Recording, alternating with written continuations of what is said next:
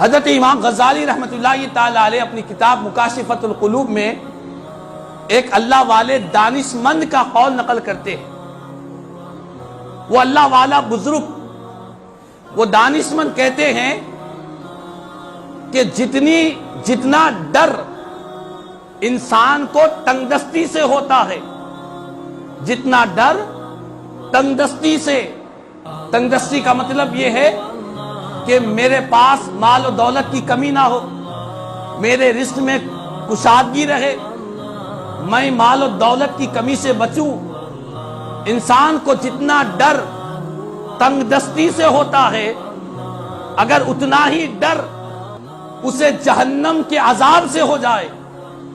اتنا ہی ڈر اسے دوزخ سے ہو جائے، تو فرماتے ہیں اگر اتنا ڈر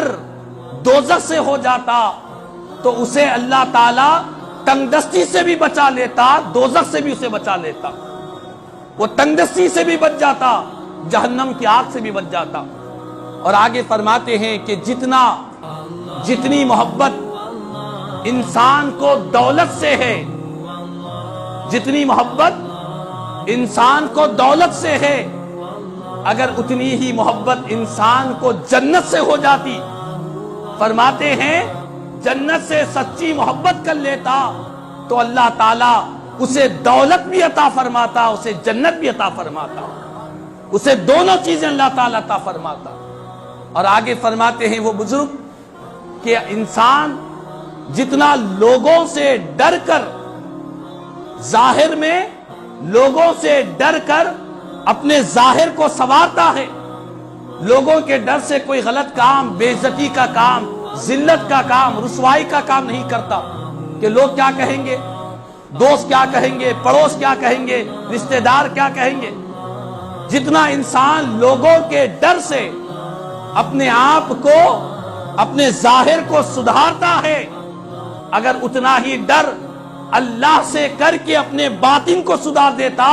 تو اللہ اس کو دنیا میں بھی عزت عطا فرماتا، آخرت میں بھی عزت عطا فرماتا۔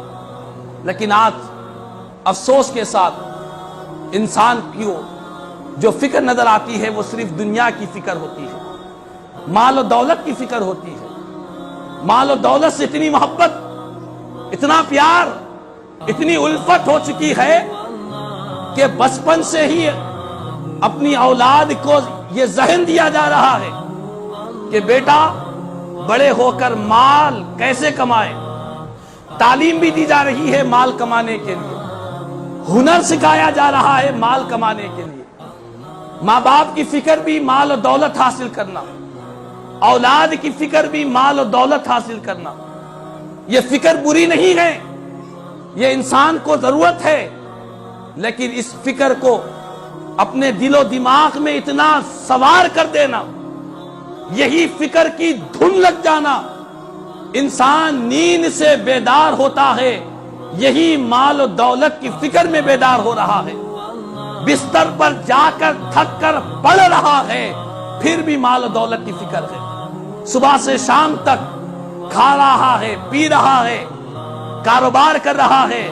ملاقاتیں کر رہا ہے، اس کی فکر صرف اور صرف مال و دولت حاصل کرنا بنی ہوئی ہے۔ تو اتنی فکر، اتنا خیالات، اتنی سوچ، اتنی دھن جو ہم نے اپنے ذہنوں پر سوار کر لیا ہے، یاد رکھ لے ایسی فکر انسان کو لے ڈوبنے والی فکر ہے۔ کب تک دنیا کی فکر کرے گا؟ کب تک دنیا کے مال و دولت کی فکر کرے گا؟